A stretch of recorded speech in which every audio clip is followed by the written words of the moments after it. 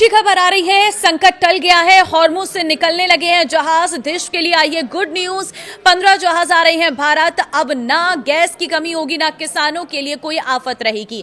तो क्या क्या इन जहाजों में आ रहा है, जानिए। नमस्कार, मैं हूं आपके साथ ममता तिवारी और आप देख रहे हैं न्यूज 18 का डिजिटल प्लेटफॉर्म।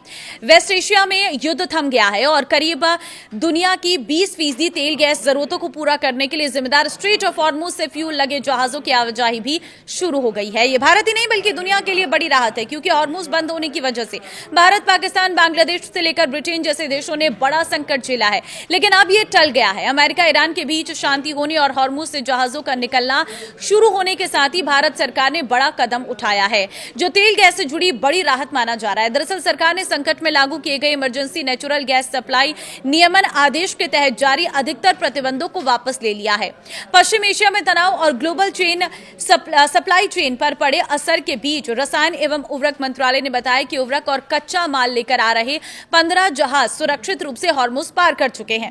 सरकार का कहना है कि किसानों के हित की सुरक्षा और देश में उर्वरकों की उपलब्धता सुनिश्चित करने के लिए सभी जरूरी कदम उठाए गए हैं।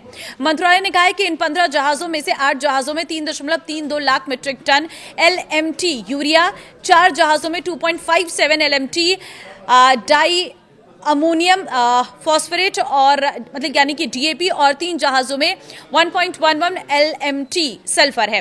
ये सभी भारत आ रहे हैं। मंत्रालय ने यह भी बताया कि 5 और जहाजों के भारत के लिए रवाना होने का कार्यक्रम है। रसायन और उर्वरक मंत्री जगत प्रकाश नड्डा ने कहा है कि पश्चिम एशिया में चल रहे संघर्ष ने ग्लोबल सप्लाई चेन को बुरी तरह से प्रभावित किया, जिससे उर्वरक की बढ़ती कीमतें और उसकी शिपमेंट में भी लगने वाला जो वक्त है वो बढ़ गया था। उन्होंने बताया है कि विदेशों में मौजूद भारतीय मिशनों ने उर्वरक विभाग को संभावित ग्लोबल उत्पादकों और सप्लायर्स से संपर्क करने में सक्रिय रूप से मदद की है।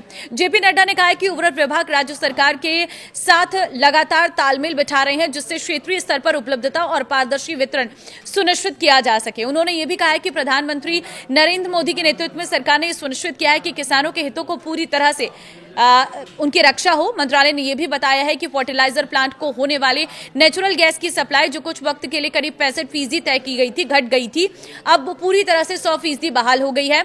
मंत्रालय ने आगे कहा है कि उसने 197.56 लाख मीट्रिक टन फर्टिलाइजर का स्टॉक जमा कर लिया है, जो देश की 383.9 LMT की सालाना फर्टिलाइजर जरूरतों का 51% से अधिक है। उसने बताया कि फर्टिलाइजर के इंपोर्ट और घरेलू उत्पादन में की गई कोशिशों से देश भर में फर्टिलाइजर की पर्याप्त उपलब्धता सुनिश्चित हुई है।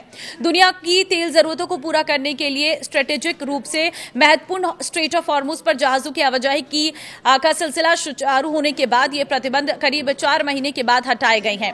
तो US ईरान वॉर की शुरुआत होने के बाद स्ट्रेट ऑफ हॉर्मुज बंद होने पर बीते 9 मार्च को घरेलू मार्केट में गैस तेल की किल्लत से निपटने के लिए सरकार ने आवश्यक वस्तु अधिनियम के तहत जरूरी इमरजेंसी प्रतिबंध लागू किए थे। वहीं भारत अपनी तेल गैस जरूरतों का अधिकतर हिस्सा आयात करता है और उसका एक बड़ा हिस्सा स्ट्रेट ऑफ हॉर्मुज से आता है। तो युद्ध के दौरान इसके बंद होने से दोनों ही जरूरती ईंधन की कमी देखने को मिली थी। किसानों को परेशानी हुई थी क्योंकि उर्वरक नहीं आ पा रहा था। ऐसे में पेट्रोल, डीजल से लेकर LPG तक की कीमतों में और उर्वरक की कीमतों में इजाफा देखने को मिला था। लेकिन अब क्योंकि स्थितियां सामान्य हो गई हैं, तो ऐसे में अब जहाज जो है वो स्ट्रेट ऑफ हॉर्मुज से आराम से पार कर पा रहे हैं और इससे देश में जो कमियां हो रही थी वो वापस से अब रिवाइव होने लगी है। ऐसे में माना यह जा रहा है कि क्या पता जब अच्छे से यहां से आवाजाही पूरी तरह से शुरू हो जाए तो उसके बाद जो कीमतें हैं वो भी कम हो सकती हैं, चाहे फिर वो किसानों के लिए राहत की बात रहेगी या फिर वो आम जनता के लिए, क्योंकि पेट्रोल और डीजल के दाम भी जल्द कम किए जा सकते हैं। आप अपनी राय जरूर दें और इस वीडियो को शेयर कर दें। नमस्कार।